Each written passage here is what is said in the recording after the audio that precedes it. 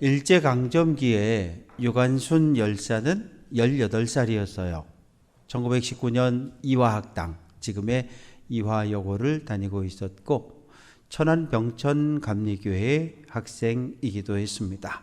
선교사의 눈에 띄었고 그래서 이화학당에 다니고 있다가 3.1 만세운동이 일어났고 서울에서 참여하고 고향 천안으로 내려가서 3.1 만세운동을 벌이다가 부모님이 다 돌아가십니다. 서울구치소에 갇혔고 그 안에서도 계속 만세운동을 주동했다는 이유로 고문을 당하고 그래서 19살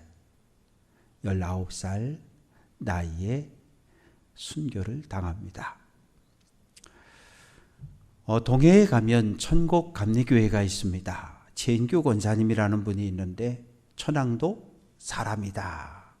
나는 결코 신사참배할 수 없다며 온몸으로 일제의 신민 황구가 정책에 반대했다가 대전 교도소에 갇히게 되고 그곳에서 고문을 당하고 그러다가 1942년에 옥중에서 하나님의 부름을 받았으니 또한 순교자가 맞습니다.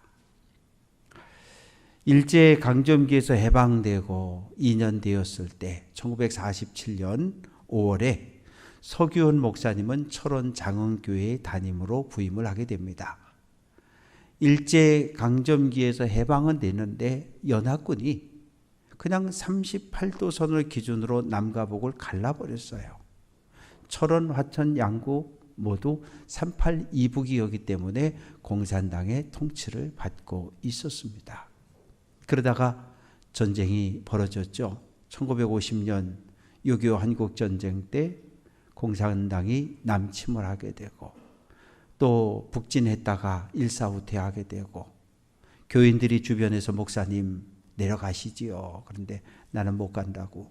그래서 마지막까지 주일 예배를 강단을 지키고 새벽 기도를 인도하다가 1951년 1월 8일 공산당에 의해서 체포되고 70세 나이에 총살, 순교를 당했습니다. 모두 감리교인들입니다. 이 밖에도 얼마나 많은 감리교인들이 일제강점기 한국전쟁 때 순교의 피를 흘렸는지 몰라요. 터툴리안이라고 하는 사람은 순교자의 피는 교회의 씨앗이 되었다 이렇게 말해요. 한국교회, 우리 교회도 마찬가지예요. 순교자의 흘린 피 위에 교회가 세워져 있습니다. 오늘 감리교회는 순교자 기념주일로 지키지만 오늘 하루뿐만이 아니라 늘 우리들의 마음속에 순교자들이 흘린 그 피를 우리 마음에 새기고 우리도 그들의 헌신과 그들의 희생을 이어받아서 믿음의 길을 달려가야 합니다. 가만 생각해 보면 일제시대 목숨 걸고 독립만세운동을 부르고 항일 독립운동을 한 분들이 없었다면 6.25 한국전쟁 때 목숨을 걸고 민족을 위해서 희생한 분들이 없었다면 어떻게 오늘 우리가 존재할 수 있으며 이렇게 자유롭고 편안하게 하나님을 예배할 수 있겠습니까? 그래서 우리는 한순간도 믿음의 조상들 또 나라와 민족을 위해서 희생하시고 순국하신 그분들의 우리가 은혜를 기억해야 하고 감사해야 하고 또 아직까지 우리는 평화로운 통일을 이루어내지 못했는데 평화로운 통일, 핵무기나 미사일이나 병력으로 말고 평화의 왕이신 예수 그리스도의 두 팔 안에서 남과 북의 평화로운 통일이 올 수 있도록 기도해 주시기를 주님의 이름으로 부탁드립니다. 초대교회는 그 교인들이 이렇게 두 부류가 있었어요. 그냥 쉽게 표현을 해보면 춘천에서 나서 춘천에서 다니다가 춘천 제1감리교회에 들어온 본토박이 교인들이 있습니다. 히브리파 성도들이죠.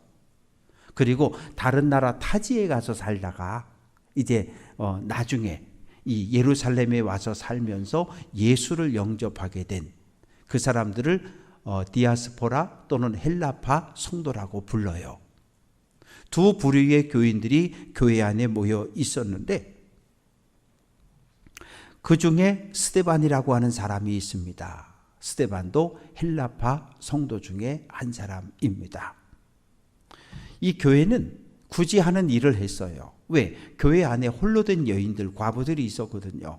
남편이 세상을 떠났고 이 자녀들이, 아들이 없을 경우에 누군가 도와주지 않으면, 왜? 지금은 나가서 사업도 하고 장사도 하고 뭐든지 할 수 있는 여성들이 능력껏 일할 수 있는 사회였지만 2000년 전 유대 땅이라고 하는 그 땅은 여자들은 장보러도 못 갔단 말이에요. 집 안에서 마음대로 나갈 수 없는 그런 사회였기 때문에 홀로 삶을 살아간다는 건 대단히 힘겨운 일이었어요. 그런데 헬라파 성도들이 가만히 보니까 빵을 교회에서 이렇게 나눠주는데 오늘 빵이 끝 없다는 거예요. 그리고 그 뒤에 빵을 못 받은 사람들을 보니까 모두 헬라파 성도들은 못 받은 거예요. 그 왜 이러지? 가만히 보니까 히브리파 성도들, 본토박이들에게 빵을 나눠줄 때 2개도 주고 3개도 주고, 그리고 뒤에 가서 없다 그러는 거예요. 그러니까 헬라파 성도들이 이건 너무하지 않습니까? 이러면 안 됩니다. 1번, 2번 항의를 했는데 받아들여지지 않아요. 그럼 어떻게 돼요? 원망이 터져 나오게 됩니다. 원망, 헬라어로 공규모스인데 한번 그냥 원망, 불평하고 마는 게 아니라 만나는 사람마다 저 히브리파 사람들이 우리를 업신여기고 무시한다고, 이럴 수 있냐고, 굴러들어온 돌이라고. 이렇게 교회는 예수 그리스도를 중심으로 믿음의 공동체, 신앙의 공동체를 이루었는데 그만 둘로 쫙 쪼개져 버린 거예요. 갈등하고 분열하는 교회로는 하나님의 사역, 하나님의 일을 절대로 할 수가 없어요. 그래서 사도들이 광고를 했어요. 사도들 어디로 모이라고. 그 회의를 합니다. 그리고 결과물을 내놓았어요. 사도행전 6장 3절, 형제들아 너희 가운데서 성령과 지혜가 충만하여 칭찬받는 사람 7을 택하라. 그동안은 야고보, 베드로, 요한이 빵을 나눠줬는데 이제 우린 이 일 안 하겠다는 거예요. 이 일은 성령 충만하고 지혜 있는 7 일꾼에게 맡기고 우리는 기도하는 일, 그리고 말씀을 전하는 일에 열심을 내겠다고 결정을 했어요. 목사님, 이 빵을 나눠주는 것보다 말씀을 전하는 일이 더 쉽지 않아요? 아니, 그렇지 않아요. 지금은 전도지를 들고 나가서 전도해도 누가 때리거나 잡아가지 않아요. 그러나 2000년 전 예루살렘은 복음을 전하면 예수 부활 외치면 잡혀가고 매를 맞고 감옥에 갇히던 그러한 시대였습니다. 사도들은 목숨을 걸고 복음을 전할 테니까 일꾼들은 교회 안의 일들을 책임 맡아달라고 부탁을 합니다. 그러자 모든 성도들이 참 좋은 결정했다고 박수치면서 기뻐합니다.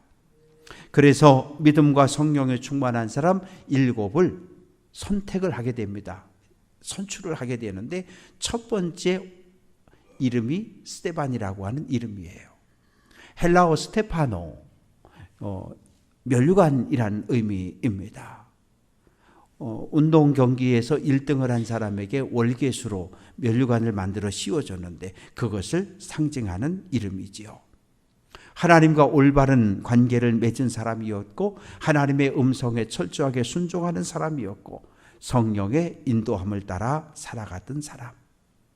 성도들을, 과부들을 구제하는 일에 아주 공정했던 사람입니다. 그런데 사도행전 6장 8절을 보면 스데반이 은혜와 권능이 충만하여 큰 기사와 표적을 행했다. 우리 교회에서 제일 많이 듣는 단어 중에 하나가 사랑이라는 단어와 함께 은혜라는 단어잖아요. 헬라어 카리스, 하나님께서 아무 조건 없이 우리에게 베풀어 주시는 사랑, 선물을 카리스, 은혜라고 이야기합니다. 하나님께서 스데반에게 권능을 주셨어요. 하나님이 주신 은혜, 힘으로 스데반은 기사와 표적을 행합니다. 기사와 표적이라는 것이 어떨 때는 같은 의미로 같이 쓰일 때도 있어요. 그러나 쌍둥이처럼 같이 붙어 다닐 때도 있습니다. 기사, 눈에 보여지는 표적을 초자연적인 현상을 이야기합니다. 꿈, 환상 이런 것을 이야기하죠. 표적이라고 하는 것은 하나님의 말씀이 전달되는 특별한 방법입니다. 예언, 방언 이런 것들이에요. 그런데 우리가 기억해야 할 거 있어요. 기사와 표적의 주체가 우리는 아니라는 거예요. 성령 받으라, 성령 받으라 막 부흥회 때 그러잖아요. 그러면 부흥 강사님이 주머니 안에 성령을 한 100개쯤 가지고 와서 막 뿌려주고 던져주면서 성령 받으라는 거 아니거든요. 왜? 목사님들마다 이 지갑에다가 가슴에다가 성령을 한 100개씩 10,000개씩 가지고 다니면서 하나씩 나눠줄 수 있으면 얼마나 좋겠어요. 그럼 목사가 하나님이 되는 거죠. 목사는, 스데반은, 사도들은 하나님이 될 수 없어요. 그냥 도구입니다. 하나님께서 역사하는 통로의 역할을, 하나님께서 목사를 통해서, 하나님께서 스데반을 통해서 하나님의 능력이 세상으로 흘러가게 하는 도구로, 일꾼으로 7 일꾼이 뽑혀지게 됩니다. 그런데 어느 날 스데반이 회당에 갔다가 디아스포라 유대인들을 만나게 돼요. 이집트, 아람, 주변 여러 나라에서 성지순례 왔다가 회당 예배에 참여한 사람들을 만나게 되는데 그들 사이에 논쟁이 벌어지게 됩니다. 왜냐하면 스데반이, 여러분, 예수를 구원자로 그리스도로 고백하면 하나님 백성이 됩니다, 이렇게 얘기를 하니까 무슨 소리야. 하나님 백성이 되려면 할례 받아야 되고 정결한 음식만 먹어야 되고, 그리고 우리처럼 이렇게 평생에 한 번 예루살렘 성전을 성지순례 해야 구원을 받는 거지. 그러자 스데반이 설교합니다. 아니라는 거예요. 십자가에 죽은 예수는 하나님의 아들이었고 메시아였다는 거예요. 유대교가 대제사장이 예수를 십자가에 못 박아 죽였다는 거예요. 그런데 하나님이 무덤에 장사된 예수를 사흘 만에 다시 살려냈다는 거예요. 부활한 예수를 내 인생의 주인으로 영접하고 고백하면 하나님 거룩한 백성이 되고 구원을 얻는다고 설교하니까 이 디아스포라 유대인들이 화가 났어요. 그런데 아무리 논쟁을 벌여봐도 성령과 지혜가 충만한 사람 스데반을 이길 방법이 없어요. 그래서 돈을 주고 거짓 증인 2사람을 매수하게 됩니다. 거짓 증인이 손을 번쩍 들었어요. 회장장님, 저 스데반을 제가 고발합니다. 뭐 때문에 고발합니까? 스데반이 거룩한 곳 예루살렘 성전을 비방했습니다. 모세의 율법을 비방했습니다. 당신 분명히 들었어? 내가 들었습니다. 그 옆에 있던 또 한 거짓 증인이 저도 들었습니다. 왜? 유대 사회는 최소 2명의 증인이 있어야 그것을 증언으로 인정해 주는 사회였거든요. 2사람이 이야기를 하니까 이제 스데반이 재판을 받게 됩니다. 유대 사회는 엄격했어요. 그 중에 예루살렘 성전을 하나님과 동일시했어요. 예루살렘 성전을 비방하고 예루살렘 성전을 모독하면 성전 모독죄로 처벌을 받았어요. 유대교는, 대제사장은, 여러분, 하나님은 거룩한 예루살렘 성전에만 계십니다. 하나님 만나려면 예루살렘 성전에 와야 해요. 성전에 올 때 빈손으로 오면 안 됩니다. 절기헌금 들고 감사헌금 들고 11조 들고 그러고 와야 하나님을 만날 수 있습니다. 이렇게 가르쳤거든요. 예루살렘 성전에 와야 하나님을 만난다. 근데 예수님은 뭐라고 말씀하십니까? 같이 한번 해볼게요. 2-3 사람이 내 이름으로 모인 곳에 나도 그들 중에 있다. 예수님을 그리스도로 고백한 성도들 2명이나 3명이 모여 하나님을 예배하는 이 자리에 예수님도 계신다는 거예요. 유대교는 거룩한 성전에 찾아가야 하나님을 만난다고 가르치고, 예수님은 아니라는 거예요. 예수 믿는 성도들 두세 사람이 모여 있는 집이든 교회든 어디든 예수님이 그들 중에 찾아오신다는 거예요. 그래서 스데반이 산헤드린 공회로 끌려갔어요. 예수님에게 사형을 선고했던 그 산헤드린 공회. 산헤드린이라고 하는 단어는 함께 모여서 회의하는 모임을 이야기해요. 산헤드린 공회는 어떻게 되어져 있었냐 하면 대제사장이 의장이 되고, 그리고 70명의 회원들이 있습니다. 지금 3층에서 예배를 드리는데 3층에 70명이 쫙 앉아 있는 거예요. 71명이. 그리고 스데반은 이 자리에 서 있는 거예요. 예수님이 재판받았던 바로 그 자리에 서 있습니다. 마치 국회 같아요. 대제사장은 국회의장이고, 그리고 70명의 산헤드린 공회원들이 있는데, 장로들, 사두개인, 바리새파, 율법학자, 서기관, 이런 사람들이 쫙 앉아서 재판을 합니다. 정치 문제, 경제 문제, 그다음에 종교 문제까지 거기에서 다 재판을 하는데, 스데반, 내가 성전 모독죄로 지금 여기 끌려왔는데 할 말 있냐? 그랬더니 스데반이 이야기하는 거예요. 할 말 있습니다. 사도행전 7장은 사도행전을 읽어보면 19번의 설교 내지는 연설이 나오고 있는데 가장 길어요. 구약성경 전체를 요약해 놓고 있습니다. 아브라함으로부터 모세까지, 그리고 다윗의 이야기, 솔로몬이 성전을 건축한 이야기까지 하고, 그리고 나서 사도행전 7장 48절에 지극히 높으신 이는 손으로 지은 곳에 계시지 않는다. 스데반이 딱 설교한 거예요. 그러자 산헤드린 공회 회원들이 일제히 자리에서 일어나며 소리를 지릅니다. 입 닥쳐! 그런데 사람의 손으로 지은 곳, 손으로 지은 곳에 하나님 계시지 않는다. 이게 스데반 개인의 생각입니까? 아니, 그렇지 않아요. 열왕기상 8장 27절을 보면 솔로몬이 예루살렘 성전을 건축하고 하나님께 기도하는 내용의 봉헌사입니다. 하나님은 거룩하고 위대하신 분이라 하늘도 감당할 수 없는데 내가 지은 이 작은 집에 계실 수 있겠습니까? 하나님, 이 성전에 계실 수 없다는 거예요. 그러나 하나님, 이곳에 하나님의 이름을 두시면 안 되겠습니까?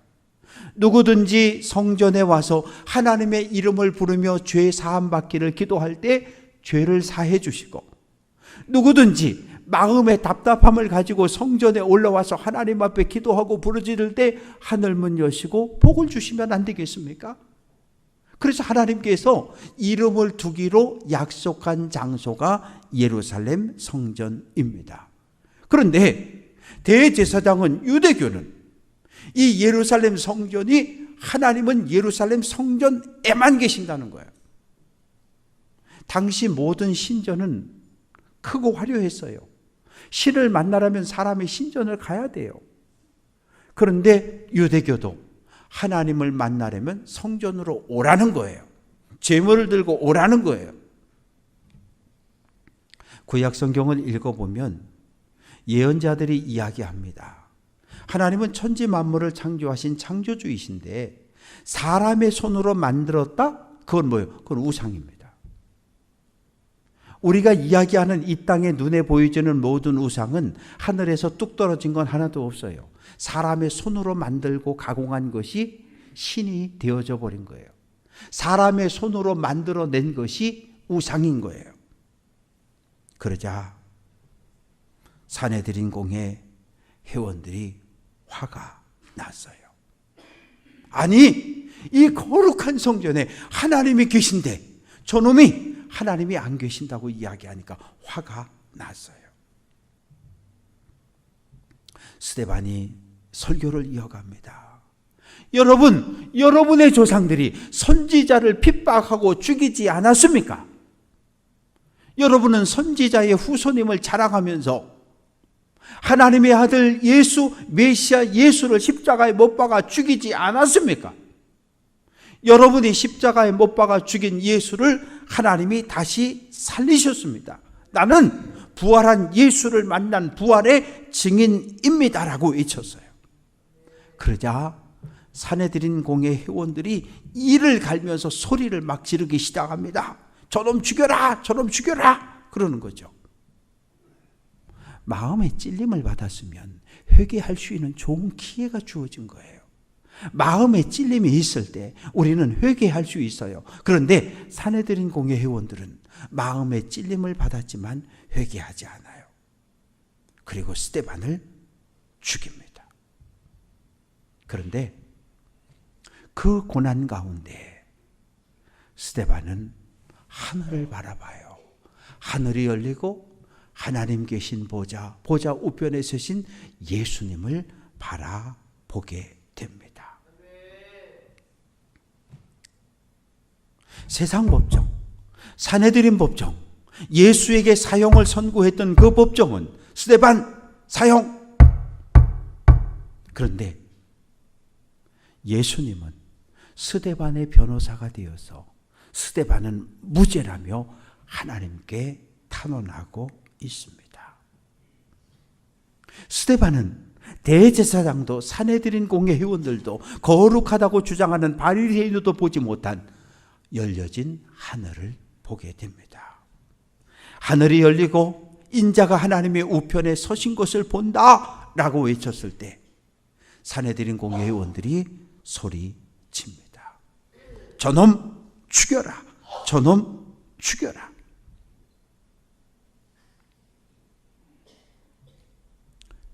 그런데 스데반은 그들을 저주하지 않아요. 사내들인 공회 회원들은 갑자기 큰 소리를 지르며 귀를 막습니다. 귀를 막겠다는 얘기는 스데반의 말을 더 이상 안 듣겠다는 거예요. 왜? 스데반 입에서 나오는 말이 하나님 앞에 불경스러운 죄라고 생각한 거예요. 저 불경스러운 말을 계속 듣다 보면 나도 부정해질 거라고 생각하고 귀를 다 막아버립니다. 그리고 그냥 사형을 선고해버리는 거예요. 대제사장과 사내들인 공회 회원들은 스데반, 저 사람, 저 놈은 절대로 살려두면 안 돼. 그리고 투석형으로 바로 때려 죽입니다.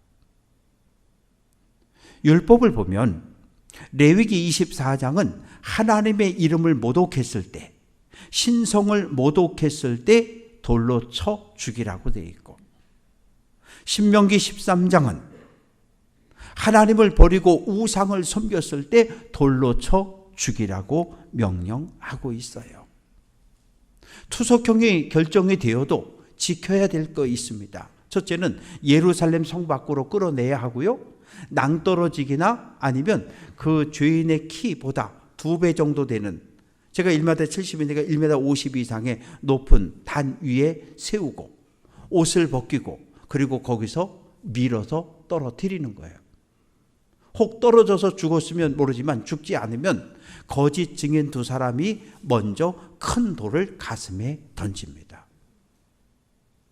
그래도 안 죽으면 거기 모여있던 모든 사람들이 돌을 들고 올라가서 쳐서 죽을 때까지. 그런데 오늘 말씀의 상황을 살펴볼 때 스데반을 성 밖으로 끌어내서 그냥 돌로 쳐 죽인 것 같아요. 법을 지키지 않았어요. 이렇게 해서 스데반은 초대교회 첫 번째 순교자가 되었습니다. 스데반은 60절 주여 이 죄를 그들에게 돌리지 마옵소서. 진리를 알지 못하는, 예수를, 하나님을 알지 못하는 저들이 행하는 저들의 잘못을 심판하지 말아달라고 기도합니다. 저 같으면 그랬을 것 같아요. 소리를 막 질렀을 것 같아요. 하나님 살아계시면 나에게 돌을 던지는 저놈들에게 벼락을 쳐달라고, 나에게 사형 선고를 내린 대제사장과 산헤드린 공회의 회원들을 심판해달라고 소리 질렀을 것 같아요. 그러나 스데반은 그렇게 하지 않아요. 용서를 구합니다. 59절 주 예수여, 같이 한번 해볼게요. 내 영혼을 받으소서. 돌에 맞았고 온몸에 머리부터 발 온몸 전체가 피가 흐르고 정신은 아득해져 가고, 그런데 주 예수여 내 영혼을 받으소서. 이때 스데반의 얼굴 표정이 어떠했을까? 예수님 십자가에서 다 이루었다 하시고 운명할 때 저는 얼굴 표정이 환했을 거라고 설교했어요. 왜? 하나님께서 나에게 맡겨주신 모든 사명을 끝냈으니까. 스데반의 얼굴도 돌에 맞아 피가 흐르고 있기는 했지만 얼굴 표정이 환했습니다. 왜? 하늘 영광을, 하나님과 보좌 우편에 서 계시는 예수님을 바라보았기 때문에. 죽음이 끝이 아니라 죽음 너머의 부활의 새 아침이 밝아오고 있음을 확신했기 때문에 스데반은 웃으며 죽음을 맞이할 수 있었습니다. 스데반이 순교당하는 그 자리, 사울이라는 청년이 서 있습니다. 유대교에 대한 특별한 열심을 가지고 있었고 대제사장의 말씀과 가르침을 하나님의 말씀으로 받았던 사람, 사울, 네, 예수는 이단이야. 하나님을 모독했어. 그래서 하나님의 저주를 받아 나무 십자가에 못 박혀 죽임을 당했어. 예수 영혼은 지옥에 떨어졌다. 지옥에서 울부짖으며 소리 지르고 있다. 아멘. 그렇게 믿었던 사람. 그런데 예수의 제자들이 예수 부활하셨다, 예수 부활하셨다 외치고 다니니까 저 거짓말쟁이들, 저 그냥 두면 안 되겠다. 그래서 교회를, 성도를 잡아서 감옥에 넘기는 일에 가장 앞장섰던 그 사람 사울. 부활한 예수님은 사울을 찾아오시고 만나주시고 보지 못하던 것을 보게 하고 잘못된 것을 깨닫게 하고, 그래서 이방인에게 복음을 전하는 이방인의 전도자의 삶을 살아가게 하셨습니다. 사랑하는 성도 여러분, 우리는 일제 강점기에 또 6.25 한국전쟁 가운데 많은 순교자를 냈습니다. 교회는 순교자들이 흘린 피 위에 세워졌는데 이제 그분들의 신앙을 우리 마음에 새겨야 합니다. 그리고 이제는 우리 차례예요. 우리가 선교자의 신앙을 본받아서, 순교자의 신앙을 본받아서 때를 얻든 못 얻든 복음을 전하는 성도 되시기를 주님의 이름으로 축원합니다. 에이, 저 사람은 절대 교회 안 와. 아니, 우리가 예수 믿고 구원받을 사람과 구원받지 못할 사람을 내가 나눌 필요는 없어요. 하나님의 형상을 가진 모든 사람들에게 때를 얻든지 못 얻든지 예수 구원의 복음을 전함으로 한 영혼을 주님 앞으로 인도해 올 수 있는 귀한 성도들 될 수 있기를 주님의 이름으로 축원합니다.